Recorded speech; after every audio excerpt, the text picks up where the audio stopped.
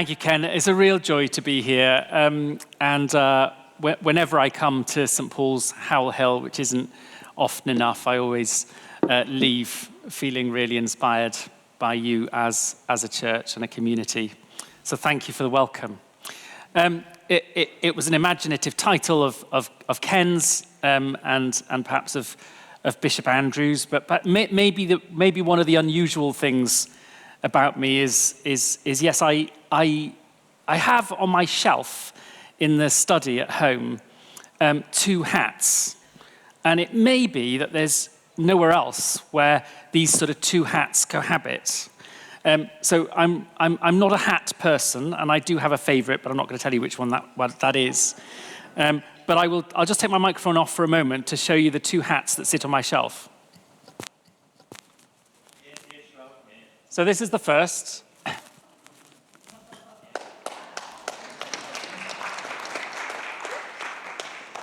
It's well worn and it's very battered, and I'll tell you a little bit about what happened when I was wearing that. And then this is the second. So, and my children always laugh when I wear that one. So, just a little about me. My childhood ambition, some of you might remember being asked when you were children, what do you want to be when you grow up? And my answer was always, I want to be a lifeboatman. And I never grew out of that. So, it was a sort of a childhood obsession in a way. Where did that obsession come from? It came from the fact that I was brought up in Pembrokeshire. So Pembrokeshire on the very west coast of South Wales. You have a bit of an identity crisis if you come from Pembrokeshire, because the English consider you to be Welsh and the Welsh consider you to be English. It's Little England beyond Wales.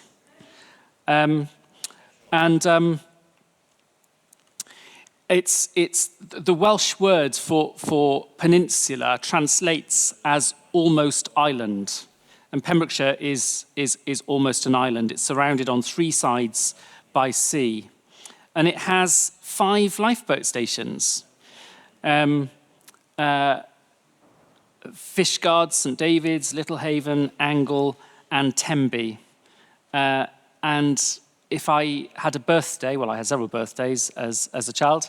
When I had a birthday, the best treat was to go and visit one of these stations. Here are some embarrassing photographs. But my childhood was all spent in the water.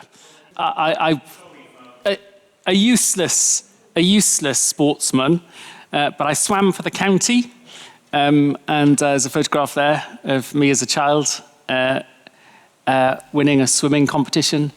I was taught to sail in the top left-hand corner by Val Howells, who was a round-the-world yachtsman, an enormously gifted man at sea.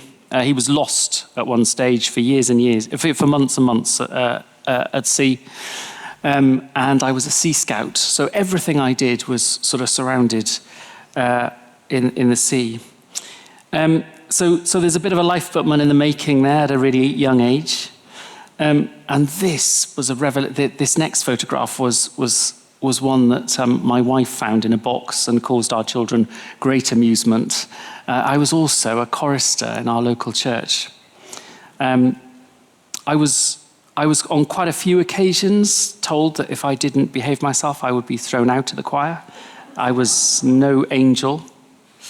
But something quite dramatic happened when I was confirmed. And I've got a photograph of the saintly bishop there who confirmed me. And actually, as a bishop now, this is a really important part of my story.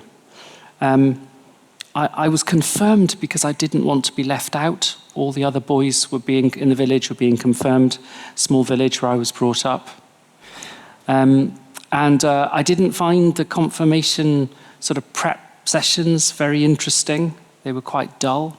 and boring, which meant that there were other more exciting things to do, like annoy some of the girls who were on the course. But the service itself was a turning point in my life. A very, very simple sermon by the Bishop, George Noakes.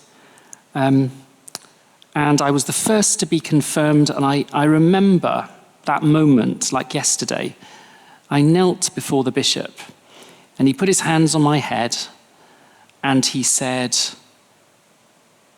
"Confirm, O Lord," in the voice that bishops, used to have. I'm practicing it. "Confirm, O Lord, this your servant, Richard Paul, with your heavenly grace, that he may continue thine forever, and daily increase in the Holy Spirit more and more, till he come to thine everlasting kingdom." And at that moment, I actually felt a presence I'd never felt before, which changed my life. A little village church in the back end of one of the most rural parts of our country. And the sermon taught me about three things that were important in the Christian life: reading the Bible, praying, and worshipping with the church family.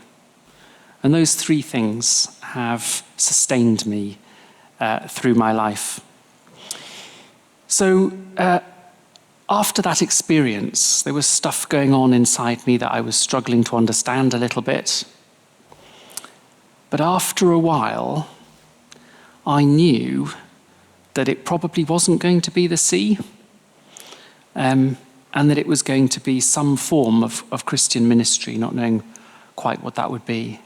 And I didn't tell anybody because I was really quite scared of sharing that. Until eventually, my vicar turned up one day at our house, knocked at the door, and I answered the door. And I said, "Oh, I'm really sorry, Vicar. Dad's around, but Mum isn't here." She was the person who he'd probably come to see, I thought. And he said, No, he said, "I haven't come to see Mum or Dad, I've come to see you."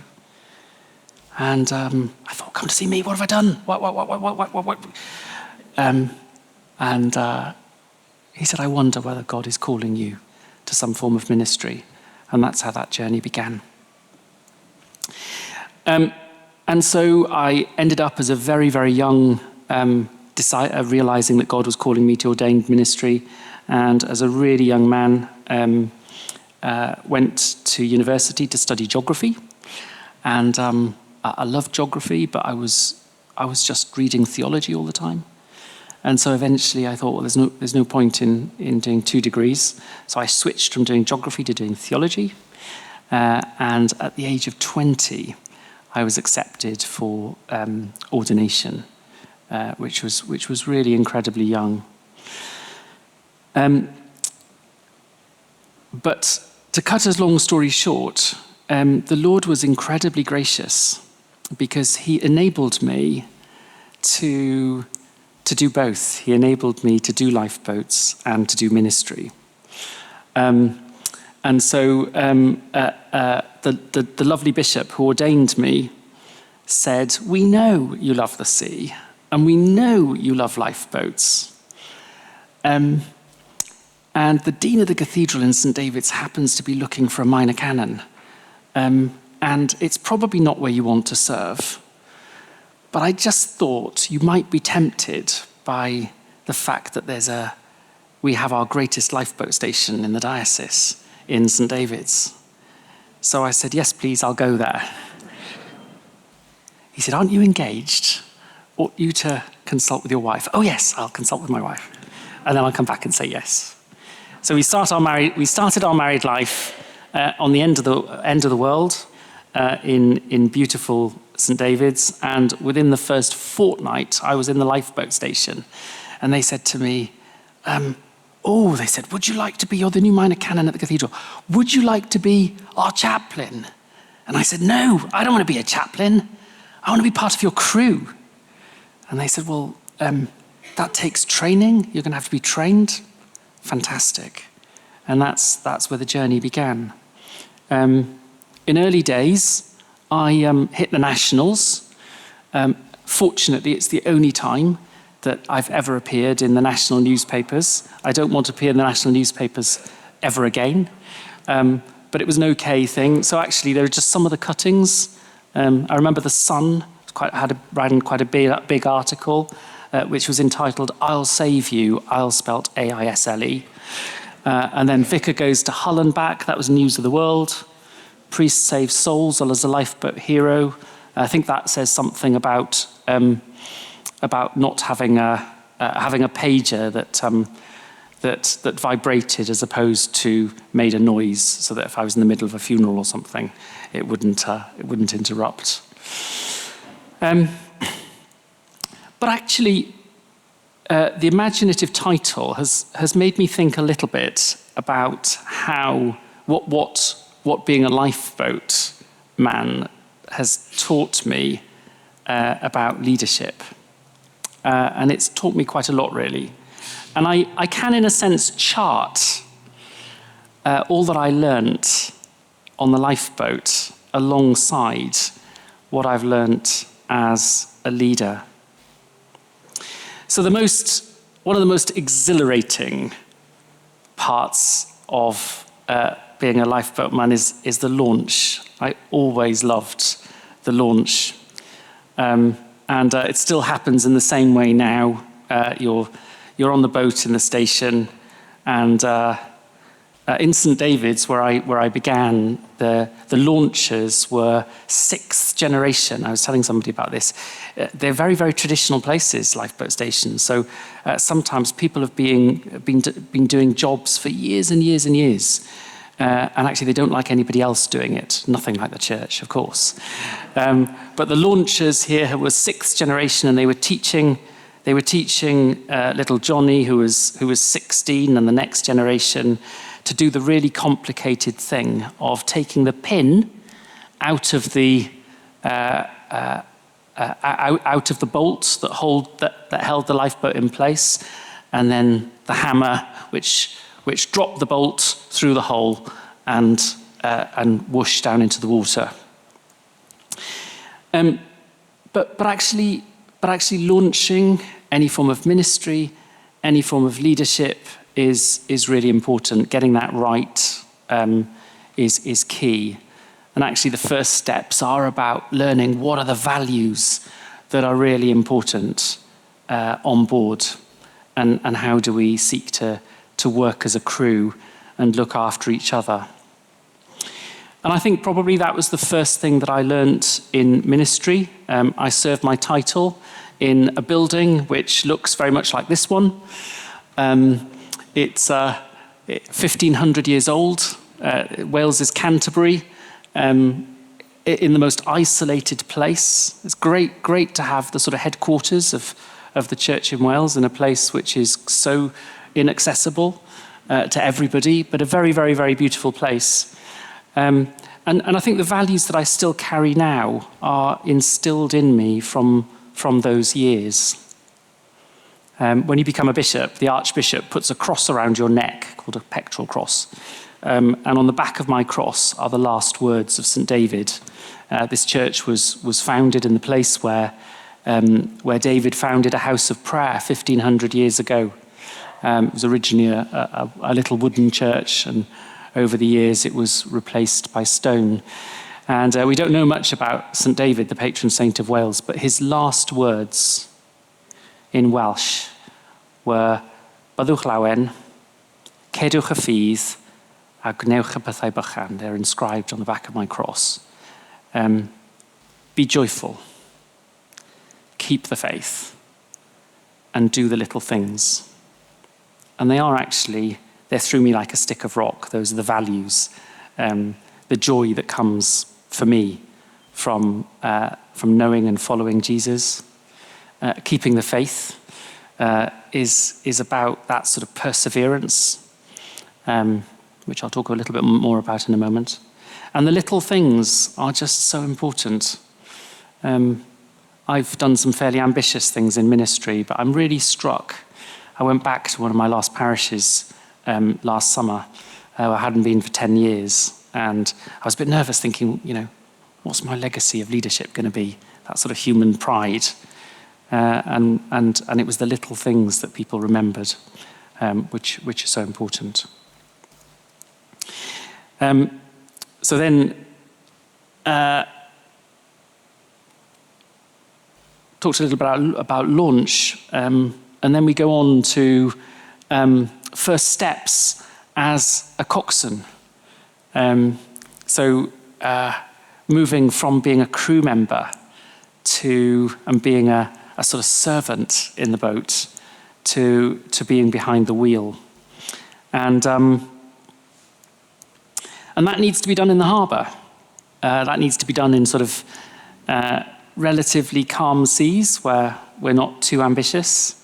The first time that I sort of sat behind that wheel and started to negotiate complicated rocks and harbours and that sort of stuff. And I was very blessed to be asked to serve my first chapter as a leader in a little village in North Pembrokeshire called Solva. It's one of the most beautiful villages in this country. In fact, there was somebody gave me an article not so long ago in The Guardian written by Martin Percy. It was on Remembrance Sunday. It was a reflection on Remembrance Tide, and he began the article by saying, if you are a vicar in the UK, if you are a priest in the UK, the best job of all must be Vicar of Solva. If you've not been there, go and visit. And then he reflected on the fact that there were 49 names on the memorial in this really small village. I got there, and just a beautiful place to live. Once again, I was able to play in boats and really enjoy myself there. I inherited a church with 12 ladies, the youngest of whom was 75. And I just thought, actually, what is leadership about? What is? And there was a bit of a crisis, actually. What am I to do with this situation? What am I to do? What is being a vicar all about? And a friend rang me and said, "Do you want to come with me to the first HTB leadership conference?" And that's where I learnt my first steps in leadership, just listening to these amazing leaders. And realizing that actually I needed, like in the lifeboat, I needed just to sort of set a course. So when we're in the boat, one of the first things we do is plot a course. And I thought, how do I do that? And this was actually the very first leadership conference that HTB had ever put on. And as I was walking out of the building afterwards thinking, how do I set a course? I just looked at their sign outside the church, Holy Trinity Brompton, and underneath it said, to worship God, to build his church, to love his world. I thought, that's my course. I'm going to steal that. Years later, somebody said that leaders and church leaders are the same. There's usually something that they take with them throughout their ministry. A very, very good church leader I know just liked red carpet, like bright red carpet, and nearly every church he served in, he left behind a bright red carpet on the dais. And this is something that I've taken with me throughout ministry. The task of the church to worship God, to grow his church, to build his church, and to love his world. And so our PCC agendas became that. And in 6 years, I saw worship transformed. I saw the church grow.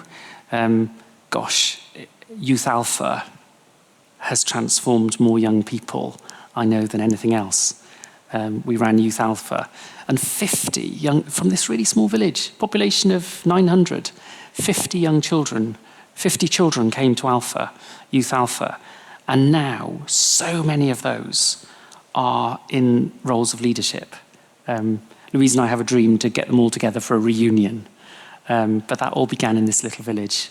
And possibly the most talented of all of them, actually, incredible leader, lived in a sort of little small holding, sort of 3 miles out of the village. And this isn't allowed now because of sort of safeguarding, blessedly.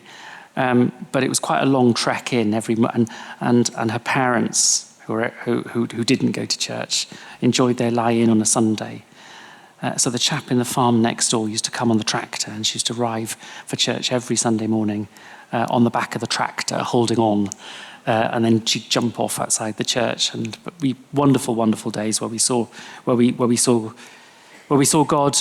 That was our first experience of leadership and working alongside God to bring growth.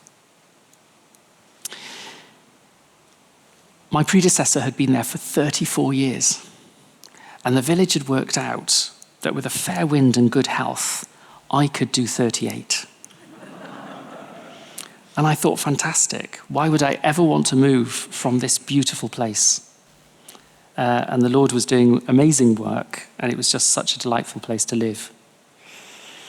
And then one Sunday morning, the prior of Hillfield Friary in Dorset was in my congregation. When you live in a beautiful place, you get these really inflated congregations during the summer with all the visitors. And he said to me he came to introduce himself after the service. And he said, I've got a word for you. What is it? I've got a word for you, and we should have coffee during the week. So I said, what about tomorrow morning, 9 o'clock? I was really anxious to know what he had to say. And he came for coffee, and he said, you're really anxious, aren't you? He said, you're intrigued to know what I have to say to you. Well, let me put you out of your misery. It's this. It's a real spiritual word. He said, Paul, what the hell are you doing being vicar here? It's about time you rolled your sleeves up and went for the high seas. And I realized that we'd become very comfortable. A fortnight after that, I bumped into somebody who was vicar of a parish the other end of the diocese, who said, I feel the need to tell you that I'm retiring. And I think you'd be a wonderful leader in the parish where I've served. Louise and I prayed about it, and we knew we were being called to move from the most beautiful place to the ugliest, the poorest, the one that had probably more problems than most others. And so we go back to our lifeboat, and here's one of my favorite photographs. The resolution isn't brilliant. But I was on this boat. I was coxing this boat. Actually, it wasn't a shout. This was a passage we did from North Wales to get a relief boat during the time that ours was being taken away for a service. I think it's probably the worst conditions I've experienced. This was taken just off the Llŷn Peninsula in North Wales. And I always remember the difficulty of getting onto the boat because it was moored just off the harbour on the Llŷn Peninsula. And the local crew took us out in the tender to put us onto the boat, and I just couldn't climb on board. And in the end, this North Wales lifeboatman, who was sort of 3 times my size and 3 times my weight, just picked me up and threw me on board. And I just landed and quickly hooked myself on. What was really interesting about being a lifeboatman in St. David's is that there were 2 crews. There was one crew that when the maroons went off in the summer months, and it was a beautiful day, a bit like this one, and there was a damsel in distress in her canoe on White Sands Beach. They were there like a shot. There was the other crew who used to appear on a cold February morning at 3 o'clock in the middle of the night when it was blowing gale force 9 gusting 10. And remarkably, there were fewer crew that turned up at the station when the Maroons went off.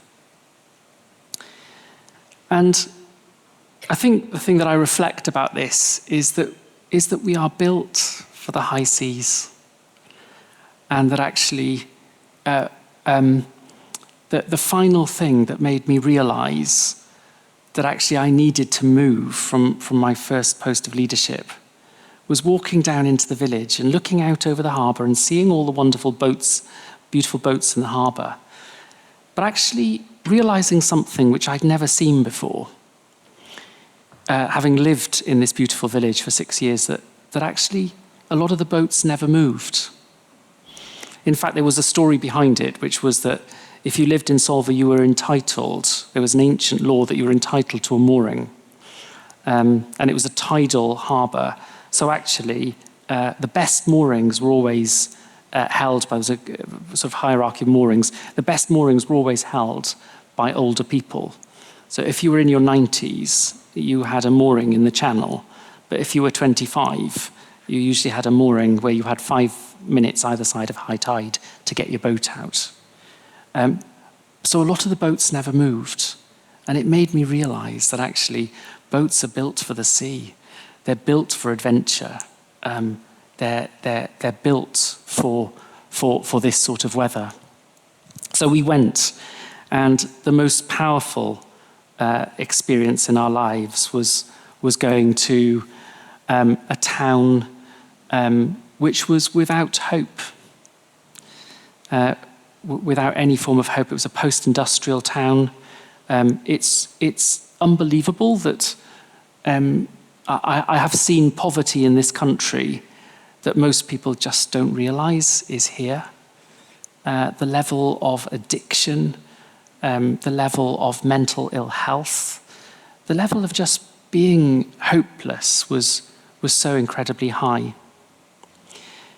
Once again, I brought with me the course that I'd set in my last church, which was about getting our worship right, which was about ensuring that together with God we built church, but that also we remembered that God so loved not the church but the world, looked outwards into the community.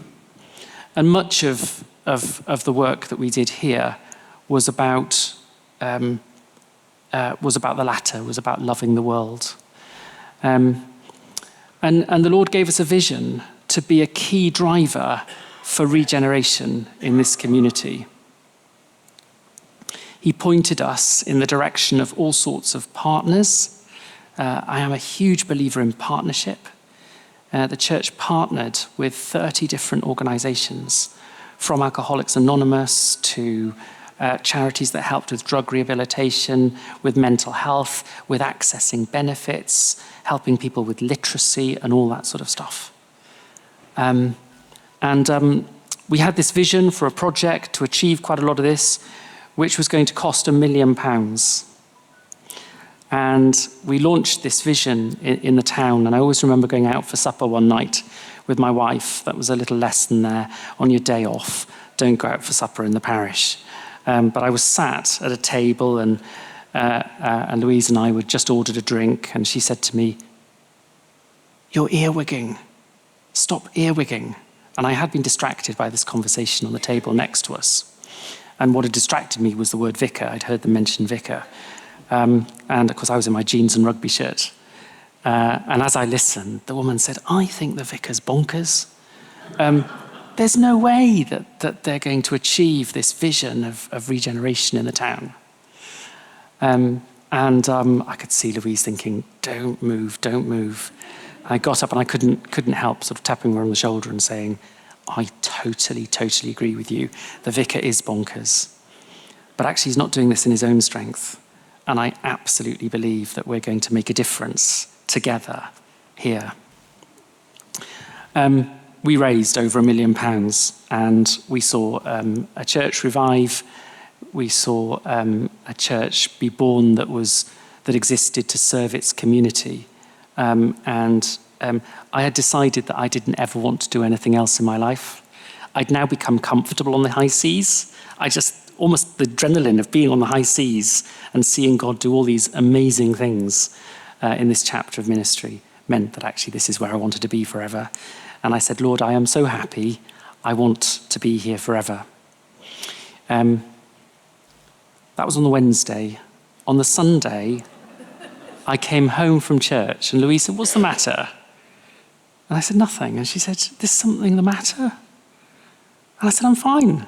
And she said, oh, Paul, she said, I know you, what's troubling you? And I said, I preached this afternoon. Somebody was ill. I was covering for an associate who'd been ill. And I preached on Acts 13.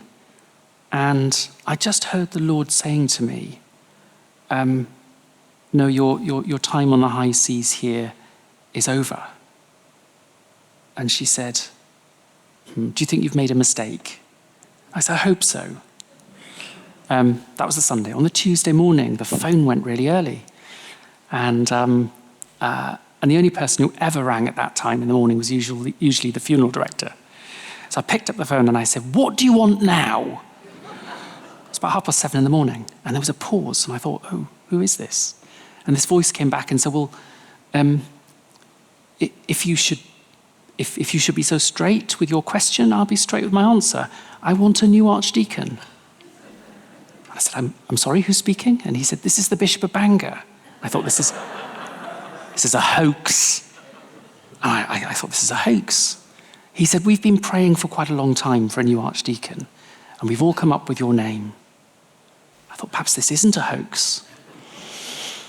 Eventually, I put the phone down, and I thought, good gracious. And then the phone went again. And I said, sorry, who's speaking? And he said, this is your bishop. Have you just heard from the Bishop of Bangor? And I said, yes. And he said, I think the Lord is calling you to North Wales. We tried to resist that. We were just absolutely devastated, but we came to the conclusion that it was from God. And so the next chapter became a very different calling. And this was about the development of other coxswains. I came off the high seas in Buryport and then moved to be alongside other leaders. And the brief was just to help them and support them in their own ministry and in developing as leaders. That was, again, another very challenging context. One, rural poverty in some of our most isolated places in this country is really challenging. There's a lovely link here, which is that the very, very first thing that I did as an archdeacon in North Wales, I'd only ever been to North Wales once before, so this was completely new territory. I was licensed on the Sunday night, and after my licensing, the bishop said, will you do me a favour? He said, at some stage this week, he said, will you go and see one of our clergy who has just been admitted to hospital? He's come out of hospital, actually, but I'd love you to sort of just connect with him. And so I said, yeah, sure. So I got in touch with him, and he said, we'd love to welcome you. Come and have a coffee. He faxed through a map of how to find his house. It looked like one of those maps that had been photocopied 17 times. And I got horrendously lost in the mountains of Snowdonia, trying to find this house where this particular priest lived. Anyway, I eventually found the house, and we had a lovely conversation. And I said to him, you've not. He was sort of in semi-retirement. I said, where did you spend most of your ministry? And he said, well, most of it, well, nearly all of it, actually, the Diocese of Guildford. Do you know the Diocese of Guildford? And I said, no, never been to Guildford. Don't know that part of the world at all. Our conversation went on, and he gave me some books before I left. And he said, some stuff here I've been clearing out that you might find really helpful. There's a book here you might be interested in, written by a guy called Ken Hobbs. And Ken Hobbs is a great guy. I appointed him as my house for duty in Albury when I was rector of Shear. And it was a really good book. I'm not just saying that, Ken. because I'm standing in front of you, but I did try out the theory in that book in North Wales, and so that was a lovely connection. That became about helping other leaders in their leadership and mission, and also caring for them. Caring for crew is a really, really key task of leaders. I was talking to a deanery synod last night, and I noticed halfway through my talk that Peter Harwood, the director of mission, stood very intentionally at the side of the room. And I turned to Peter and I said, "Is that the cue to shut up?" And he said, "It wasn't my idea, it was the archdeacons who were sat next to him." So I'm waiting for Ken to stand up.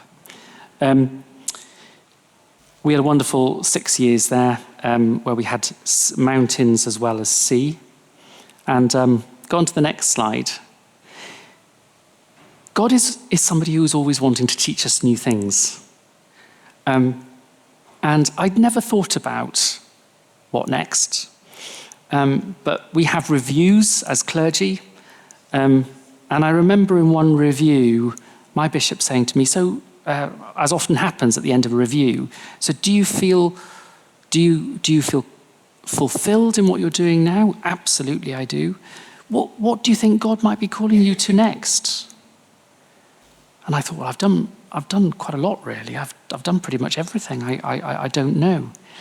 And then I was on the north coast of Anglesey in a vicarage kitchen, and I've never subscribed to the Church Times, but there was a Church Times on this guy's table. We were having a coffee, and in front of me, as I was having my coffee, was this whopping great big advert in the Church Times. Is God calling you to be the next Archdeacon of Surrey? And it wouldn't leave me alone. Every time I prayed, this came back. And I spoke to a soul friend, and I said, this can't be right. I'm as Welsh as they make them.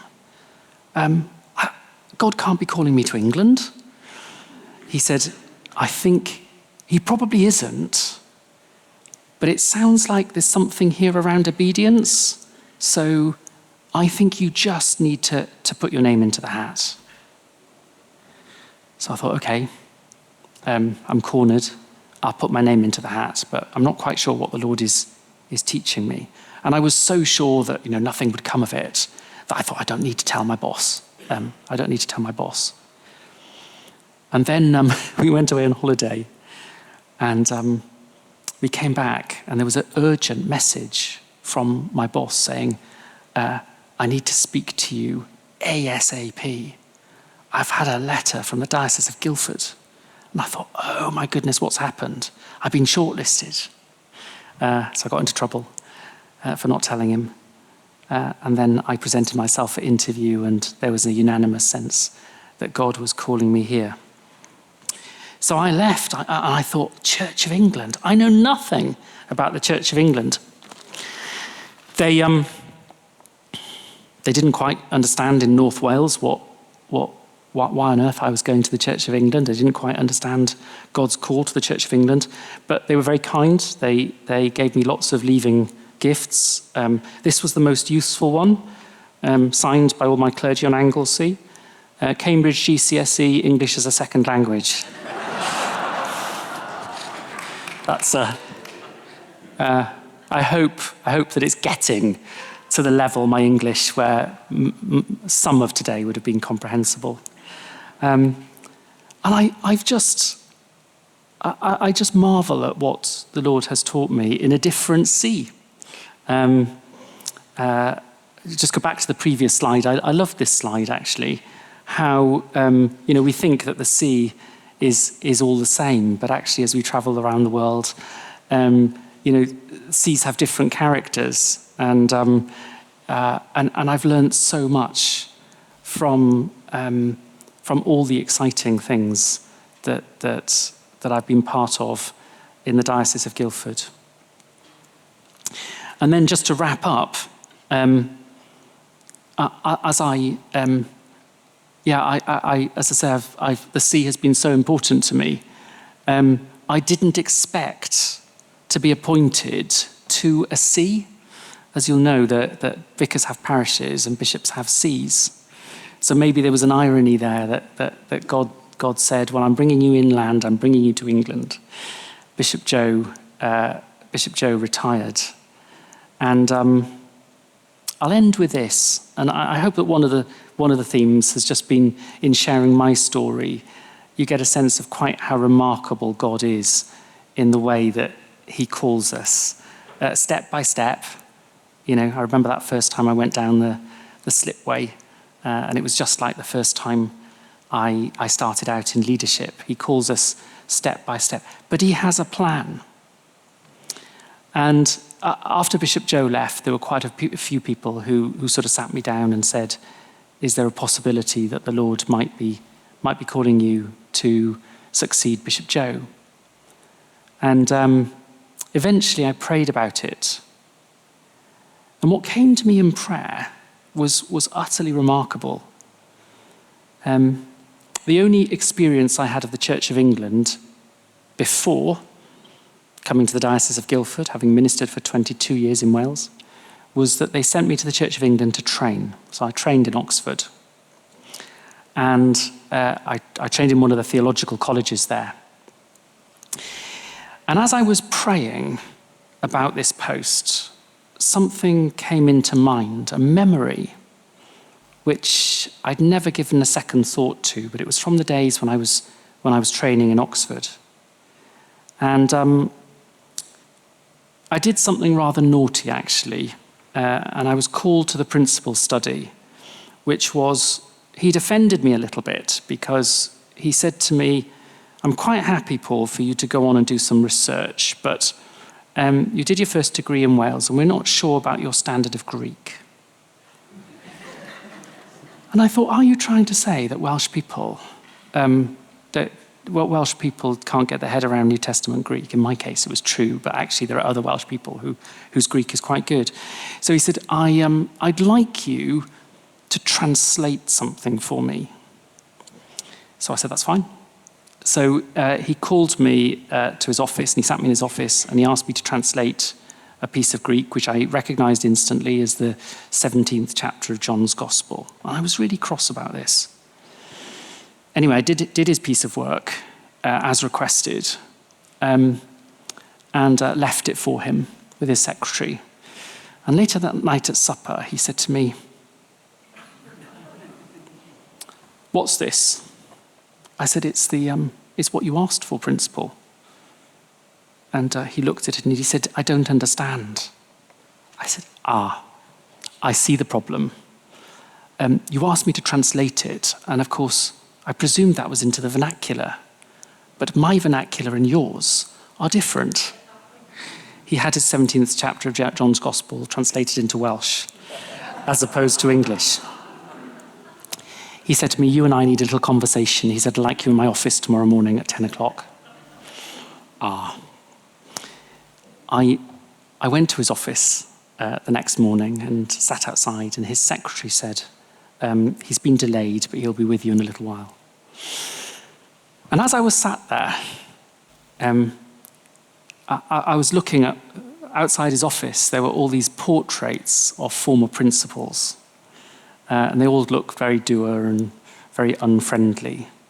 And I was reading through all of them, their names, and just killing the time. And there was one that stood out for me. And under the portrait, it said, David Wilcox. And underneath David Wilcox, it said, afterwards, Bishop of Dorking. And as I sat there, I thought, where's Dorking? Never heard of Dorking. And at that moment, I had the strong sense that Dorking would become a really significant place for me in my ministry.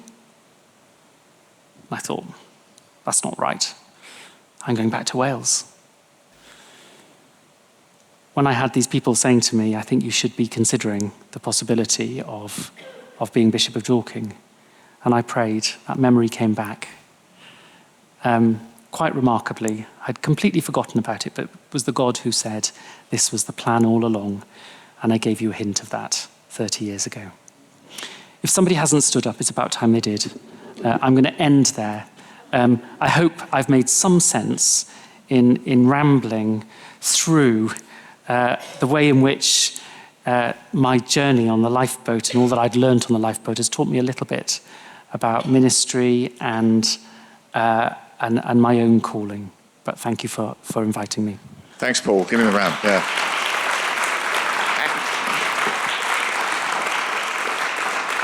How often have you heard, or I've heard, a bishop's story? Thank you for such an engaging account, actually, of everything. On the move, how God guides us, actually, through small things, big things, and so on. Just to say, on the morning of my ordination in 1998, leaving the retreat house in Woking, driving to the cathedral, I got behind a removal van. And what was the removal van? Bishop's Move. One or two quick questions before we have lunch. I'd like to ask one question, then a couple of other questions from the floor, I hope.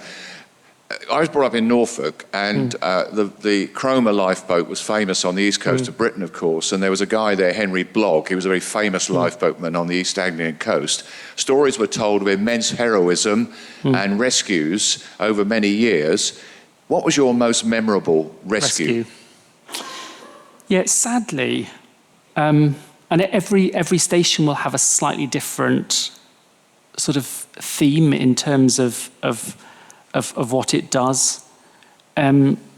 Sadly, actually, the St David's lifeboat was called out on a fairly regular basis when people had jumped off Irish ferries, and that was awful. And actually, although I was very much a member of the crew, and they pulled my leg dreadfully because, if you're a vicar, it invites it, doesn't it? But actually, when we pulled bodies aboard, sometimes they were lost. But when we pulled bodies aboard, that was the most traumatic in some awful conditions, and that was the thing that always the crew found so incredibly difficult. The motto of the RNLI, as you probably know, is saving lives at sea. And when that doesn't happen, that's really traumatic. And I saw quite a lot of that. Thank you. Any couple of questions? Anyone? Tony.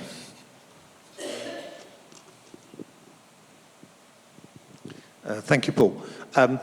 There is no lifeboat station on the River Wey that I'm aware of. How do you get your fix of the sea now? That's a really good question. And the simple answer, Lord, why are you now moving me inland? The simple answer to that is, because, my child, you are now too old to serve on a lifeboat. So even if I was at the sea, I'm too old. That's a good question. My last fix of the sea was the church warden at Crondall, who has a boat in the Morbihan, saying, Bishop, I know your diary is really busy, but I wonder whether you could spare 3 days to help me bring my boat back from the Morbihan. And it's remarkable. I said to him, well, the answer to that is a very definite no, because my diary is so incredibly full. But which dates are you looking at? He gave me the dates, and I said, I happen to be on a course for new bishops for those very 3 days. And the week after, Church House Westminster sent an email saying, I'm really, really sorry, but this course is cancelled. I saw that as a gift from the Lord. And so I thought, oh, what a shame. I'll go out to the Morbihan then. That was my last fix, and I think that was about 5 months ago. Simon. Could I just ask the parallel question to Ken's? Saving souls at sea, how about through your ministry? Have you got a particularly encouraging story of how God's worked through your ministry to bring people into the kingdom? Yeah. That's a really, really good question. And actually, saving lives is very much, at the heart of what we do in the church. I think I could give loads and loads of examples.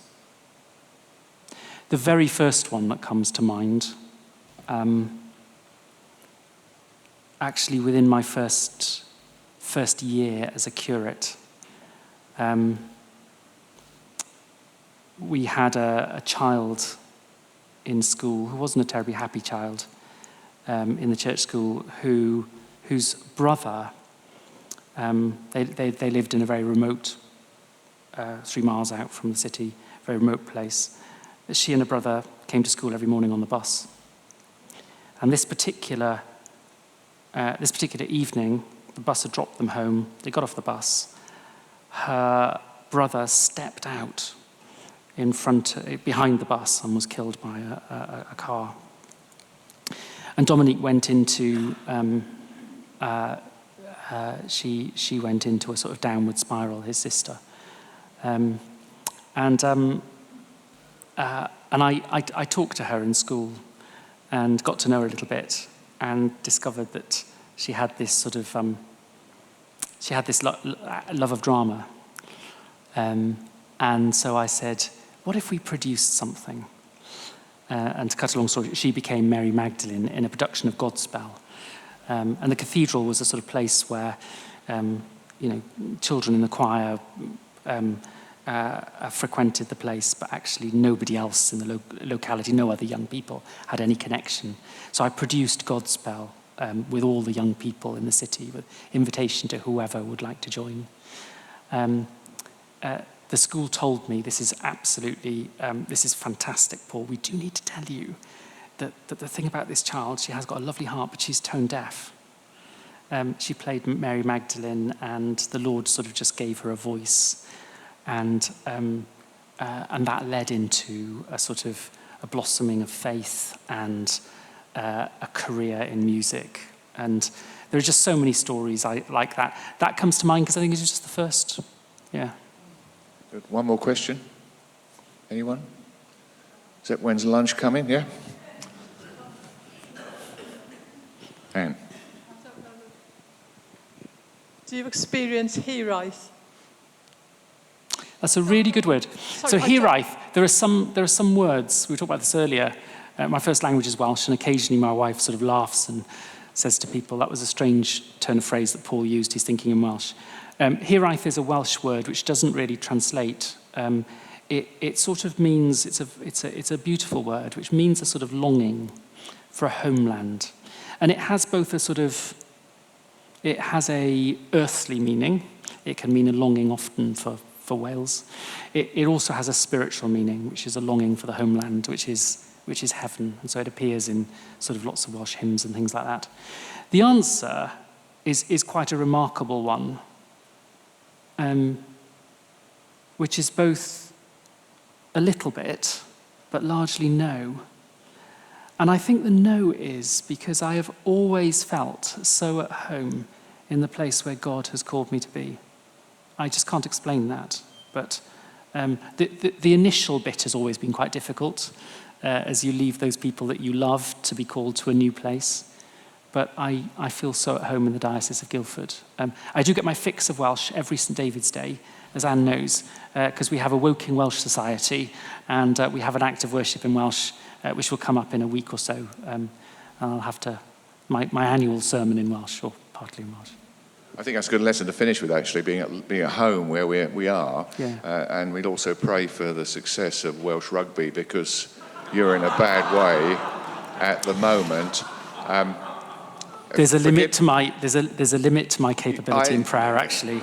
Paul, I'm not doing very well in that area at the moment, if I'm honest. Forgive me, Paul, as a very junior member of the clergy in this diocese. If you're going to go into this territory, there's going to be very little forgiveness, actually. I know. To mock the bishop, I've been the butt of people's jokes here all my life. They're always mocking me. So thank you so much for coming. Okay. What a blessing to hear that story. And a reminder, actually, just in this context, that all these talks are available on YouTube on the church's website.